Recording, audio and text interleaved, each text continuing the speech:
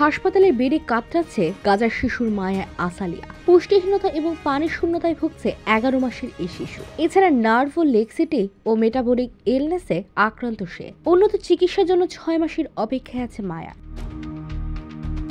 2 বছর শিশু ওয়াইদ সাহিনের শরীরে বাসা বেঁধেছিল মরণব্যাধি ক্যান্সার। উন্নত চিকিৎসার জন্য দেশের বাইরে যাওয়ার অনুমতি দেয়নি ইসরায়েল। চিকিৎসার অভাবে চোখ হারাতে হয়েছে ওসাইদকে। বলেন, ওসাইদকে দেশের বাইরে নেওয়ার জন্য তারা বিশ্ব স্বাস্থ্য সংস্থার কাছে আবেদন করেছিলেন। তারা তাকে জানায় নিরাপত্তার কারণ দেখিয়ে তাদের আবেদন বাতিল করে দেয়। অবাক লাগে, এই ছোট্ট ছেলে তাদের জন্য কি এমন হুমকি হতে পারে। গাজার চিকিৎসকরা জানিয়েছেন, যুদ্ধরত এলাকার হাসপাতালগুলোতে শিশুরা মারাত্মকভাবে ক্ষতিগ্রস্ত হচ্ছে। তাদের উন্নত চিকিৎসার প্রয়োজন বলে জানান এই চিকিৎসক। বলেন, এখানে আসা অনেক শিশুর শরীরে ক্ষত সৃষ্টি হয়েছে, অনেকের শরীরে পড়ে গিয়েছে। বিকলাঙ্গ অনেক শিশুর জন্য এই মুহূর্তে অর্থোপেডিক্স চিকিৎসার প্রয়োজন। গাজার স্বাস্থ্য ব্যবস্থা ভেঙে যাওয়ায় মারাত্মকভাবে আক্রান্ত সব শিশুরা বিশেষ চিকিৎসা পাচ্ছেন না।